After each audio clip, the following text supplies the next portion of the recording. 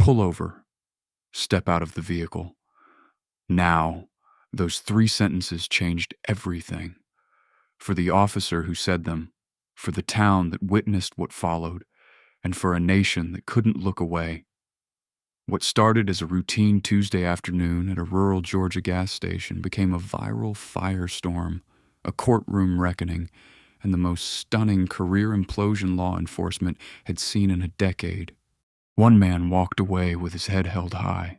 The other, he never walked the same way again. This is the story nobody expected, and every single second of it was caught on camera. The morning began the way most mornings began for Master Chief Petty Officer Caden Voss, before the sun had fully committed to rising.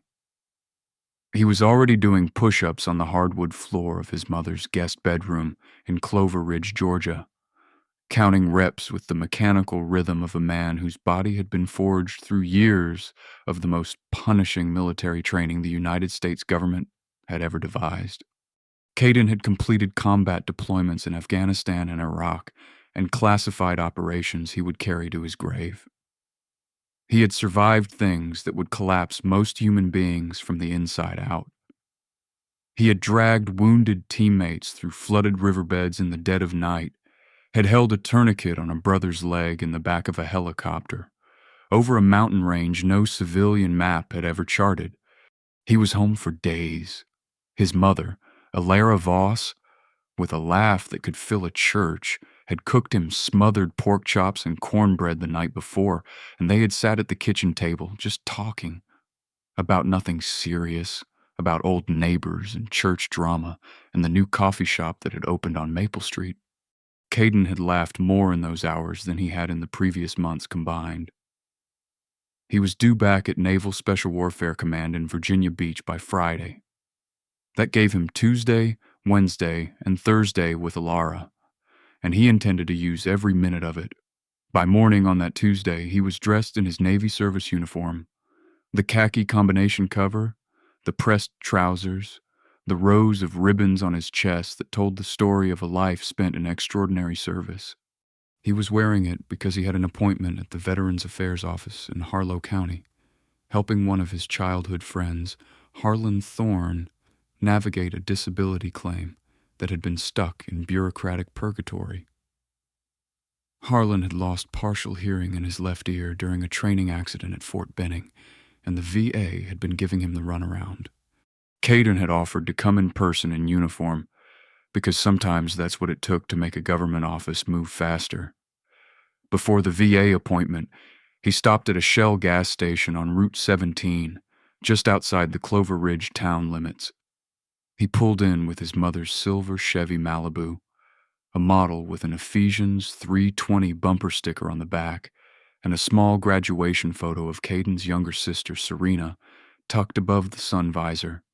He swiped his card at pump number 4, inserted the nozzle, and then walked inside the station to grab a bottle of water and a pack of gum. He exchanged a few words with the young woman behind the counter, Lila Novak, who recognized him from high school, and told him she hadn't seen him in forever. He smiled, told her he'd been busy, paid cash, and walked back outside. He was reaching for the nozzle to replace it when the patrol car pulled in. Officer Ronan Blaine had been with the Harlow County Sheriff's Department for years. On paper, his record looked adequate. Commendations, mostly for traffic enforcement. No sustained complaints, though there had been separate use of force incidents that had each been investigated and each been quietly closed with the notation policy compliant. His supervisor, Sergeant Tariq Hale, had written in his last performance review that Blaine was a dependable officer who takes initiative. What Hale had left out was that Blaine's initiative had a pattern. A very specific pattern that several colleagues had noticed privately, but never formally documented. Ronan Blaine was broad-shouldered, with a jaw that looked like it had been carved from a disagreement. He drove a white Ford Explorer with the Harlow County Sheriff's logo on the door. He had grown up in Clover Ridge, had gone to Harlow County High School, had lettered in football, and had never spent more than 2 consecutive weeks outside the state of Georgia in his entire life. He pulled into the Shell station because he needed coffee and because he'd gotten a vague radio call earlier about someone matching a suspicious description near Route 17. A call so thin it barely qualified as information. The description had been a tall black male near the Route 17 commercial corridor. That was it. No vehicle description, no reported crime, no specific location beyond a 2-mile stretch of highway. He saw Caden Voss standing at Pump 4 in full Navy uniform. He did not see the uniform first. Later, under oath, Ronan Blaine would claim he had acted on instinct based on an active call. But the body camera footage he would spend the next several months desperately wishing had malfunctioned, told a different story.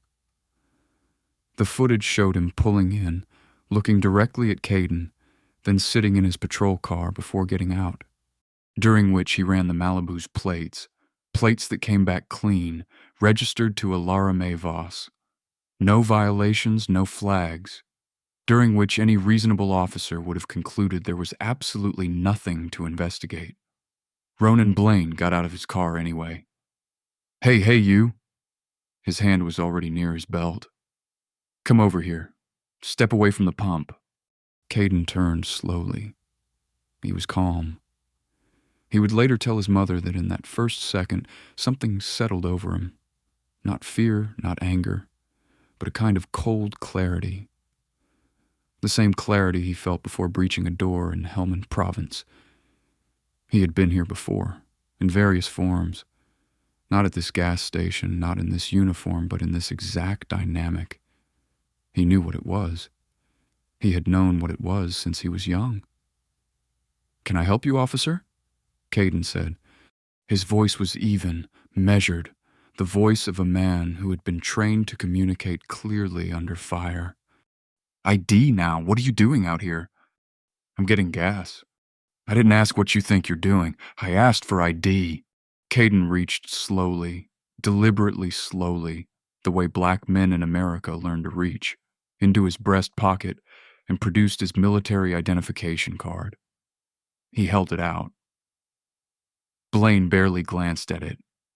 He took it, held it at his side, and said, "You got any warrants? Any prior?" "No, sir." "What's in the car?" "Nothing. You mind if I take a look?" "I do mind," Caden said. "You don't have cause to search the vehicle." That was when Ronan Blaine's jaw tightened in a way that the body camera captured with uncomfortable clarity. "Step to the front of my vehicle," he said. "Right now." What Blaine had not accounted for, what he could not have accounted for, because he was too focused on asserting an authority he hadn't earned in this moment, was that the Shell station on a Tuesday was not empty. There were 6 people watching. Lila Novak, the woman behind the counter, had stepped to the window the moment she saw Blaine approach Caden. She had her phone up within seconds. Declan Ray, a retired schoolteacher, was parked at Pump 2 with his driver's side window down, waiting for his wife to come back from the restroom. He had his phone up before Blaine had finished his second sentence. A white woman named Aria Thorne, who was driving through from Savannah and had stopped for gas in a bathroom break, stood by her Honda Pilot with her phone recording. She would later tell CNN that she had pulled out her phone because something felt wrong immediately. Inside his pickup at the edge of the lot, Harlan Marsh, home from his first semester at Georgia State, was live streaming to his followers with the shaky excitement of someone who had no idea what he was in the middle of. An older gentleman named Tariq Hale sat in his truck with the engine off, just watching, not recording, but watching with the kind of focused attention that comes from years of understanding exactly what is happening when you see what Tariq was seeing. And behind the counter beside Lila, a heavy-set man named Silas Novak, the station manager, a Vietnam veteran with a photo of the USS Midway on his office wall, walked out from the back room, took one look at the scene, and picked up his personal cell phone. He did not call for help. He called his nephew, Declan Novak, who happened to be a staff reporter at the Harlow County Gazette. "Declan," Silas said quietly, watching through the glass. "Get down to the Shell on Route 17 right now. Don't ask questions, just go." Meanwhile, outside, Caden Voss had walked to the front of Blaine's vehicle as instructed. "You're going to tell me your business in this area," Blaine said, arms crossed, his posture carrying the architectural confidence of a man who had never once been made to account for himself. "I'm visiting my mother," Caden said. "I have an appointment at the VA. I am a United States Navy SEAL, active duty, Master Chief Petty Officer. I am in uniform. I have shown you my military identification. I have committed no crime, and you have no legal basis to detain me." Blaine stared at him. "A SEAL," he repeated, and there was something in his voice, not quite a laugh, but the architectural cousin of one. "Yes," Caden said simply. "Where's your proof of that?" Caden blinked once. He looked at the ribbons on his chest, the Bronze Star with Valor device, the Navy Commendation Medal with Combat 5, the Good Conduct Medals, the Global War on Terrorism Service Medal, the Iraq Campaign Medal, the Afghanistan Campaign Medal, the Presidential Unit Citation Ribbon. He looked back at Blaine. "I'd like to call my commanding officer," Caden said. "You're not calling anybody," Blaine said. "Turn around. Hands on the vehicle." The gasp from Lila Novak was audible on at least 4 separate recordings. What happened in the next minutes would be dissected, analyzed, and argued over for months. Blaine patted Caden down. A full pat-down. Hands running over the uniform of a man who had earned more combat valor than most officers in the entire state of Georgia combined. Caden kept his hands flat on the hood of the Explorer and said nothing. His face, captured from 2 different camera angles, was completely composed. Not defeated, not broken, waiting. Blaine found nothing because there was nothing to find. He told Caden to stay put and walked back to his own vehicle, ostensibly to run further checks. What he was actually doing, and the body camera caught the audio of this, was calling Sergeant Tariq Hale. "Tariq, I got a situation at the Shell on 17. "What kind of situation?" "Guy in a Navy uniform. Says he's a SEAL. Acting real. I don't know. I need backup." There was a pause on the other end of the line. "Ronan," Sergeant Hale said slowly, "is there an actual crime being committed?" "He's being uncooperative." "Did he do anything?" "He was acting suspicious near—" Hale's voice dropped in a way that suggested this was not the first time he had tried to navigate Ronan Blaine away from a cliff edge. "Does he have ID?" "Military ID, yeah." "Is the vehicle clean?" A pause. "Yeah." "Then what exactly are we doing here?" But Blaine had already stopped listening because something else was happening outside, something he had not anticipated. While Blaine was on the phone in his car, Caden had remained precisely where he was told, hands on the hood. He had not moved. He had not run. He had not raised his voice, but he had done one thing Blaine hadn't explicitly forbidden. He had caught eyes with Silas Novak through the station window. Silas Novak walked outside with a cup of coffee in one hand and his phone in the other. "Son?" Silas said, coming to stand beside Caden. "You okay?" "Yes, sir," Caden said. "You need anything?" "I appreciate that, sir. I'm all right." Silas looked at the ribbons on Caden's chest, the way a man who has worn a uniform looks at a man who has worn a uniform. Then he looked at Blaine in the patrol car. "That's a Bronze Star," Silas said almost to himself. "With valor," Caden confirmed. Silas nodded slowly, set his coffee down on the hood of the Explorer, and made a second phone call. This one was not to his nephew. He called Commander Declan Hale. Not directly. Silas didn't have Hale's number. He called the Naval Special Warfare Command's Public Affairs Office, a number he had saved in his phone since his own son had gone through BUD/S training. Silas explained the situation, gave the location, gave Caden's name as best he could see it on the ID Blaine had carried back to his car, and said in the flattest, most serious voice a retired Marine Corps staff sergeant can use, "You need to make some calls, and you need to make them now." What Silas Novak did not know was that Caden Voss was not just any Navy SEAL. Caden Voss was the senior enlisted advisor to SEAL Team 8, which had completed a classified extraction operation in a location that could not be named in any public document. He was within his specific operational community, what could only be described as a legend. A man his teammates called Stone because nothing, not cold, not fire, not sleep deprivation, not enemy fire, not bureaucratic insanity, had ever moved him. When NSW's public affairs officer called the duty officer and the duty officer recognized the name Caden Voss, the response was not a measured bureaucratic process. It was a phone call directly to Commander Declan Hale, who was in a briefing at Dam Neck Annex in Virginia Beach. Hale walked out of that briefing mid-sentence, minutes after Ronan Blaine had first approached Pump 4. A second patrol car arrived at the Shell station on Route 17. It was not backup for Blaine. It was Sergeant Tariq Hale, who had climbed in his car the moment he hung up the phone and driven there himself. Hale was a compact, careful man who had spent years quietly managing the damage Ronan Blaine left in his wake. He stepped out of his vehicle, assessed the scene, and walked directly to Blaine. "Stand down," he said quietly.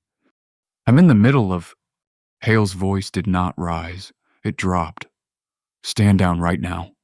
He walked to Caden, who was still, after minutes, standing with his hands on the hood of Blaine's Explorer. "Master Chief Voss," Hale said, having already gotten the name from his radio. "You're free to go, sir. I apologize for—" "Sergeant," Caden said, straightening up and turning around with the contained dignity of a man who had just spent minutes being publicly humiliated and had not once lost his composure. "I need to document this interaction." "Absolutely," Hale said. "We will provide you with a full incident report. I'd like the badge number of the detaining officer." "Badge 1147, Hale said without looking at Blaine. Caden produced his own phone. He had kept it in his pocket the entire time, never reaching for it without permission, every movement measured, and wrote down the badge number. Then he walked to where Lila Novak was standing at the edge of the station entrance, still recording. "Are you okay?" Lila said. "I'm fine," Caden said. "Thank you for bearing witness." He got in the silver Chevy Malibu. He finished pumping his gas. The nozzle had clicked off at some point during the ordeal, the tank full without anyone noticing. He replaced the nozzle, capped the gas tank, and drove away toward the VA office in a perfectly measured straight line. Blaine watched him go. What Blaine did not know was that Harlan Marsh's live stream, the shaky one from the parking lot edge, had already been shared times.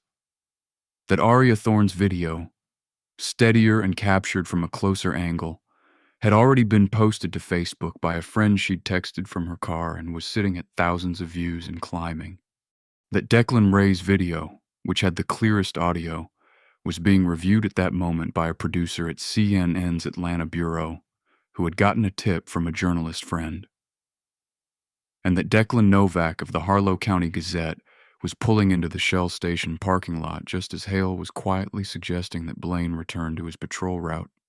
Declan was hungry and possessed of a journalism professor who had told him that local stories became national stories when the details were tight. He had eyewitness accounts. He had Silas Novak's statement. He had Lila Novak's video. He had Declan Ray's video. And he had, critically, the direct phone number for the Harlow County Sheriff's Department's public information officer, whom he called on his walk back to his car. His story went live on the Gazette's website. It had been picked up by the Associated Press. It was on CNN. Caden Voss's name was trending nationally. Lara Voss saw it on the evening news. She was sitting in her living room, still in her church clothes, because she'd gone to Tuesday afternoon Bible study, and she turned on the television, and her son's name was on the screen, and there was footage of him. Her son. Her boy. The one she'd prayed over since before he was born, standing with his hands on the hood of a police car in his Navy uniform. She called him immediately. "Baby," she said when he picked up. "Mama," he said, "I was going to tell you tonight." "Are you okay?" "I'm fine," he said. "I went to the VA, got Harlan's paperwork sorted out, had a burger on the way back. I'm fine." "Caden." "Mama, I promise you, I'm fine." Lara Voss sat in her living room and cried quietly. Not from helplessness, but from the specific grief that a black mother carries when she learns that the world has once again reminded her child that no amount of sacrifice, no number of medals, no uniform, no rank, no proven valor will serve as armor against a particular kind of blindness. Then she dried her eyes, stood up, and started making phone calls of her own. In Virginia Beach, Commander Declan Hale was already in a meeting with the base's Judge Advocate General office. He had watched the footage twice. He was not a man who expressed emotion visibly, but the legal officer sitting across from him would later note that Hale had removed his cover and set it on the table and did not put it back on for the entire meeting. "What are our options?" Hale asked. "Formally, he's a civilian matter right now," the JAG officer said. "But if he wants to file a formal complaint—" "He will," Hale said flatly. "I know this man. He absolutely will." In Washington, Senator Harlan Merritt of Georgia, a Democrat who had been looking for a hook to reopen debate on a police accountability bill that had stalled in committee, was on the phone with his communications director. "I want to talk to Voss," Merritt said. "His lawyer I know he has a lawyer. I want to talk to him first, personally." Merritt reached Caden on his cell phone. Caden listened. Merritt talked, making assurances and expressing outrage in the practiced tones of a career politician. When Merritt finished, there was a pause. Then Caden said, "Senator, I appreciate the call. I'm not interested in being anyone's symbol. I'm interested in accountability. If you can help with that, I'm listening." Merritt blinked. He had not expected that answer. "Accountability?" he repeated. "Yes, sir. Specifically, I want to know how many times Badge 1147 has done this before." That was the question that would break open everything. Because the answer, an answer that Merritt's office, the ACLU, and 3 separate investigative journalists would excavate, was not a small number. The records came slowly, then all at once, the way truths tend to. Complaints filed against Ronan Blaine, all closed without sustained findings, all involving black men. The first, a construction worker named Tariq Hale, who had been stopped walking to work and detained before being released without charge. Hale had filed a complaint. The complaint had been reviewed by an internal panel that included Ronan Blaine's supervisor at the time, a man who attended the same church as Blaine's father. The second, a young man named Declan Novak, who had been sitting in a parked car outside his girlfriend's house. Blaine had approached the vehicle, demanded ID, searched the car without consent. Declan's mother had filed a complaint. It had gone to the same panel, same result. The third, a school principal named Dr. Serena Novak, who had been detained at a Walmart parking lot and asked to prove he was not casing the area. Novak, who had a Ph.D. in educational administration and had been named Georgia Principal of the Year, had filed a complaint, hired an attorney, and pushed further than either Hale or Novak had managed to push. His case had gotten as far as a departmental review before being quietly resolved with an undisclosed settlement and a confidentiality agreement. Serena Novak had signed the confidentiality agreement because he had a school to run and a family to protect, and he was tired, but he hadn't forgotten. When an investigative reporter from the Atlanta Journal-Constitution named Lila Thorne reached him by phone on a Thursday afternoon, Novak was quiet for a long moment. Then he said, "How did you get my number?" "A source," Lila said carefully. Another pause. "The agreement says I can't talk about my settlement," Novak said. "I'm not asking about your settlement," Lila said. "I'm asking about your experience. Those aren't different things." "Dr. Novak?" Lila took a breath. "There's a veteran who went through something similar. A man who has served this country in ways most of us will never understand. And the officer who did it to him has a history. A history that someone decided wasn't worth examining. I'm examining it now. And I think you might want to be part of that story." The longest pause yet.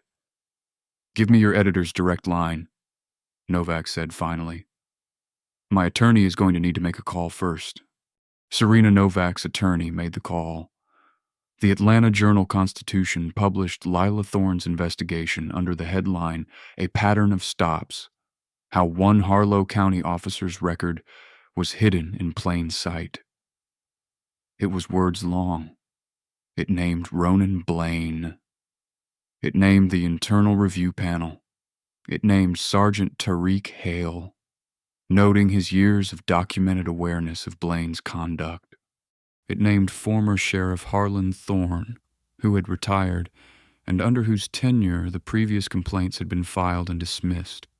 It quoted Tariq Hale, who had never signed a confidentiality agreement and was therefore free to speak, and chose to do so with a fury that had been compressing.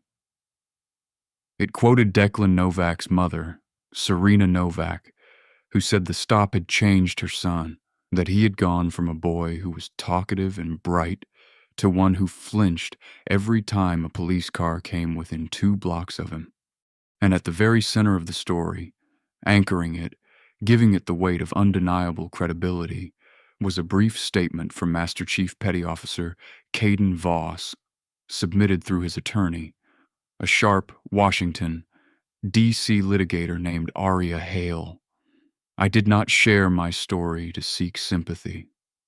I shared it because silence is a form of permission, and I am not in the business of granting permission to those who would abuse power." The story was shared times in the first hours.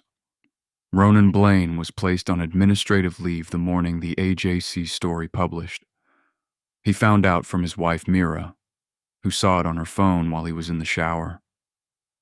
She was sitting at the kitchen table with her coffee when he came downstairs, and the look on her face was one he had never seen from her before. Not anger, not disappointment, but something worse. Distance. "There's an article," she said. He read it standing at the counter in his bathrobe. He read it twice. His face did not change expression for the first read, went very still during the second. His phone rang.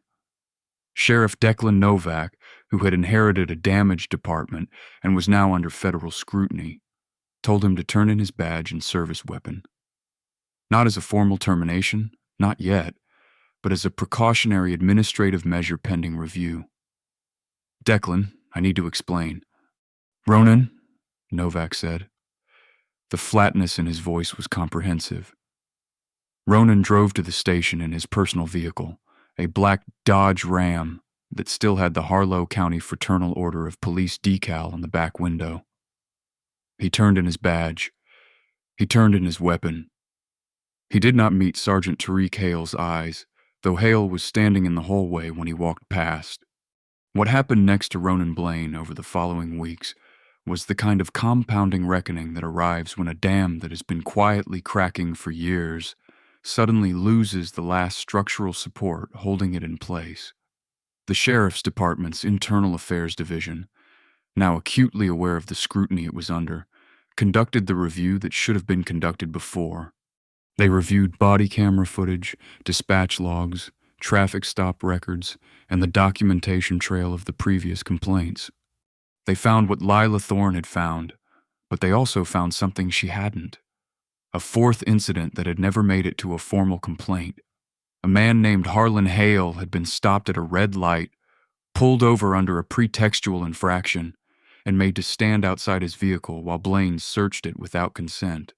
Harlan had never filed a complaint because he had 2 unpaid parking tickets and was afraid of what the interaction might become.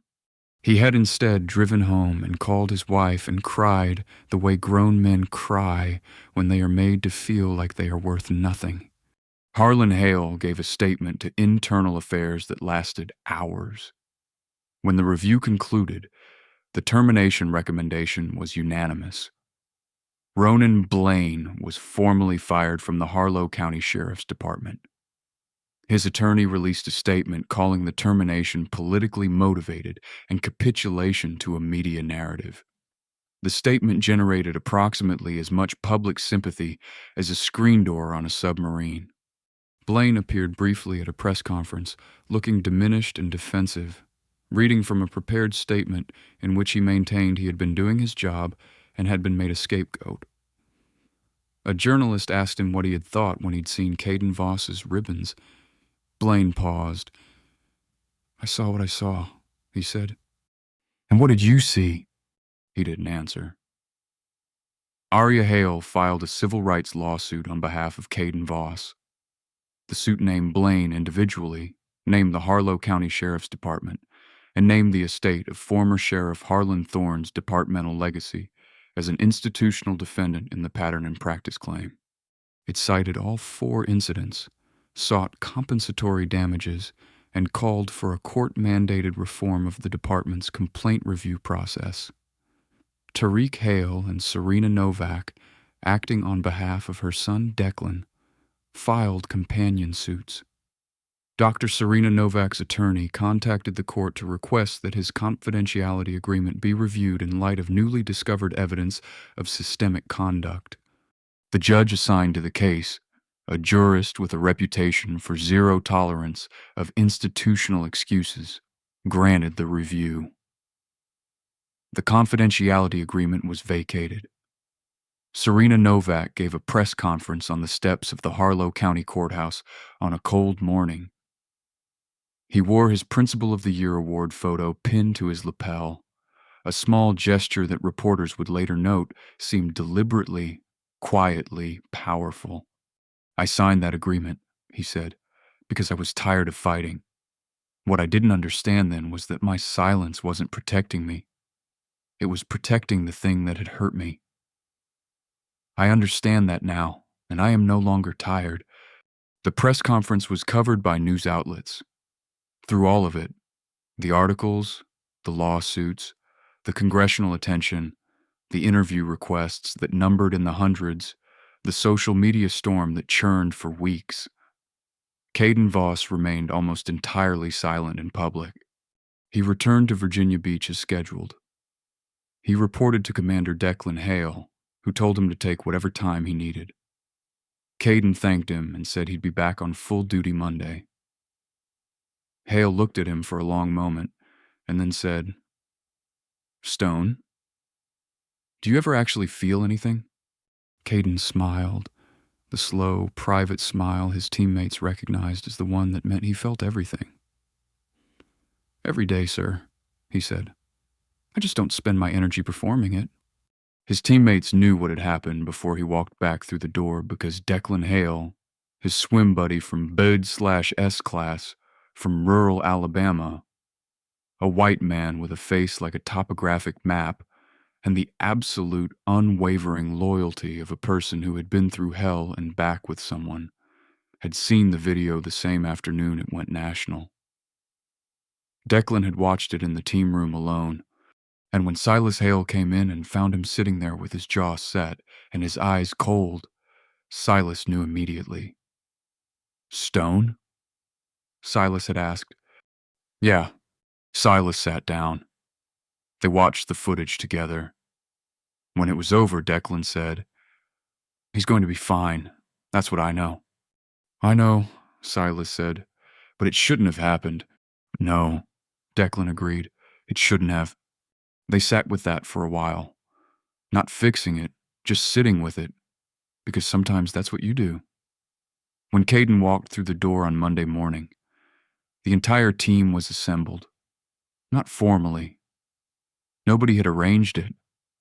There was no standing at attention, no official ceremony. They were just there, standing around, drinking bad coffee, acting like it was a regular Monday. Declan handed him a cup. "You look like garbage," Declan said. "I slept on my mother's couch," Caden said.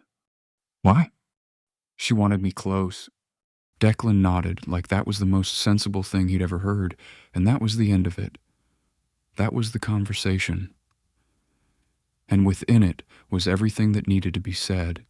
Months after the day at the Shell station on Route 17, the world that had intersected at Pump 4 had redistributed itself in ways that nobody had entirely predicted.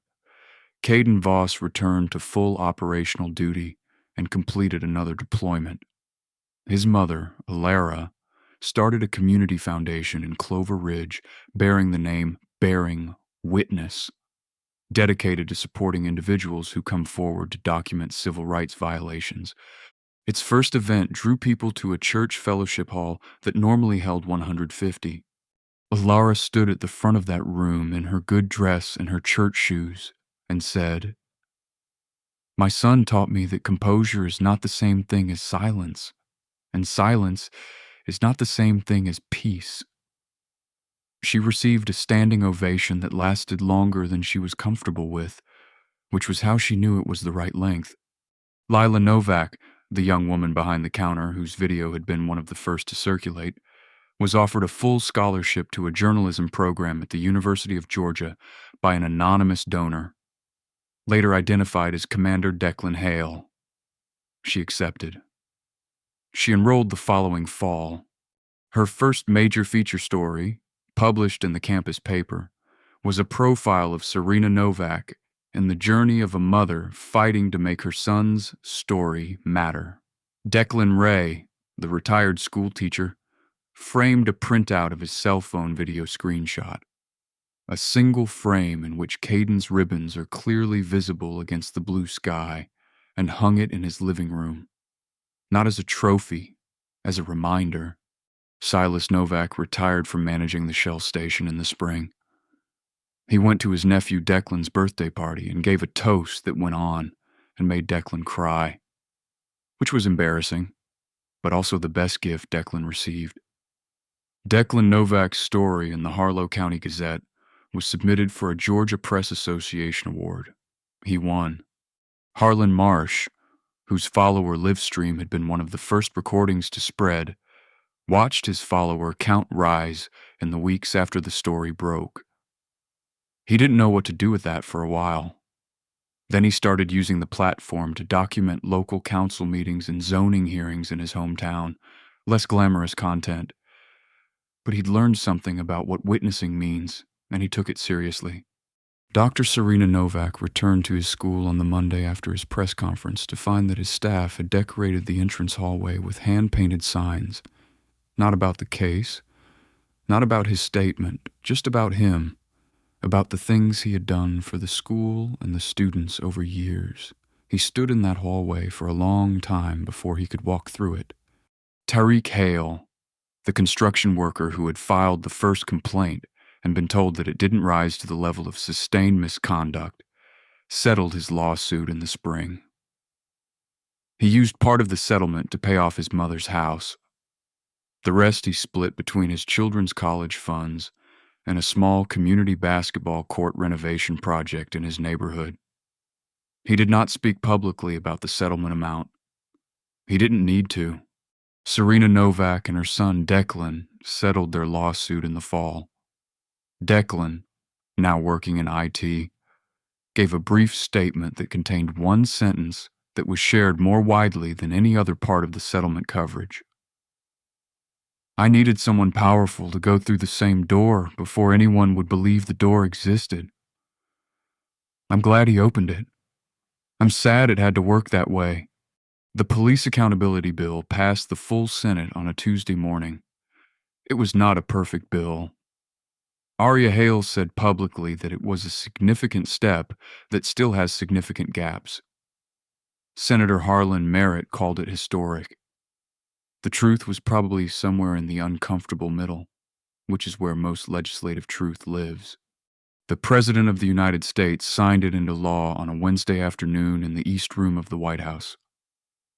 Standing in the room were, among others, Caden Voss in his dress whites, Alara Voss in a navy blue suit that she had bought specifically for the occasion, Tariq Hale, Serena and Declan Novak, Serena Novak, Lila Thorne of the Atlanta Journal-Constitution, and Silas Novak, who had driven up from Clover Ridge because he wanted to be there when it happened. When the signing concluded, Silas found himself standing near Caden in the crowd of handshakes and photographs. He extended his hand. Caden shook it. "You made the call," Caden said. "You gave me something worth calling about," Silas said. That was the whole conversation. Ronan Blaine was not in that room. He was, at that Wednesday afternoon, at a job interview for a private security position in a county hours from Clover Ridge. He did not get the job. He would apply for more before finding employment as a site supervisor for a warehouse distribution company, work that was honest, unglamorous, and did not involve a badge or a gun. Whether he had changed, truly changed, in the way that change needs to happen to mean anything, that is a question that belongs only to him and to the people closest to him. And they are not talking. What is not a question, what was never a question, even when the world was slow to confirm it, was this: that a man in a uniform stood at a gas station pump in rural Georgia and was told that he needed to prove he was worth treating with dignity. And he did not prove it by what he said. He did not prove it by his ribbons or his rank or his deployments or his Bronze Star. He proved it, if prove is even the right word, because the premise of the proof requirement was always the obscenity, by the fact of his humanity, which was evident before he spoke a word and would have been evident if he had never served a day in his life. That is the story. That is always the story, and it is not finished yet. What you just heard is more than a story. It is a mirror, one that reflects something deep and unresolved in how this country sees certain people and what it takes before that seeing changes.